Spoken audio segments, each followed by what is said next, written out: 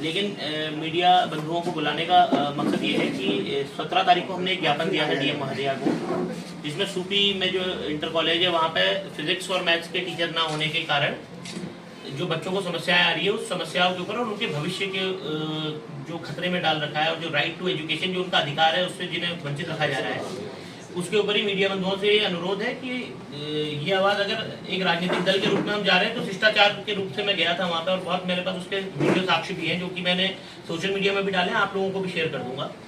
शिष्टाचार का पालन करते हुए अनुमति लेके ही प्रिंसिपल के साथ बैठे, उनके साथ इस विषय पर चर्चा करी। क्लास में भी जब गए तो अनुमति लेके ही गए और उसके बाद जो मैडम थी उन्होंने ही हमें बात करने को बोला तो हमने तब अपनी बात भी उन बच्चों के आगे रखी। उन बच्चों को अगर हमने ये समझाया कि आपके वहाँ टीचर नहीं है तो आप अपने अभिभावकों के माध्यम से आप लेटर्स लिखा सकते हैं, क्योंकि ये उनका अधिकार है, राइट टू एजुकेशन। हमारे हिंदुस्तान में भी 2009 में इसके लिए एक्ट बनाया है, लेकिन कई देशों में 100 साल पहले भी इसके एक्ट बन गए थे। तो वो देश आज हमसे 200 साल आगे हैं। तो जब तक शिक्षा से पहाड़ के बच्चों को अगर वंचित रखा जाएगा तो कभी उनका भविष्य बेहतर नहीं बन सकता है। जो पहाड़ और शहर की जो खाई है वो बढ़ती ही रहेगी।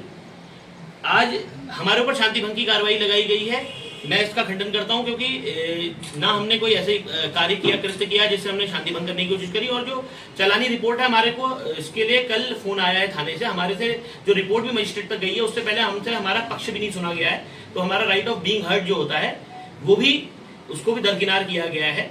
तो चाहे हम हमारे ऊपर एक कार्रवाई हो, चलान हो, सारी चीजें, हमें उससे फर्क नहीं पड़ता। लेकिन इंपॉर्टेंट चीज ये है कि 17 को जब हमने अपना ज्ञापन डीएम महोदया को दिया था तो क्या जिन प्रिंसिपल ने आज हमारे खिलाफ कार्रवाई करी है उन प्रिंसिपल ने डीएम लेवल पे ब्लॉक किस स्तर तक वो टीचरों की मांग को रखा है, इस पे आप अगर इस बात को पूछेंगे तो शायद उन 35 बच्चों का भविष्य जो आज अंधेरे पे अटका हुआ है वो भविष्य सुनिश्चित हो सकता है।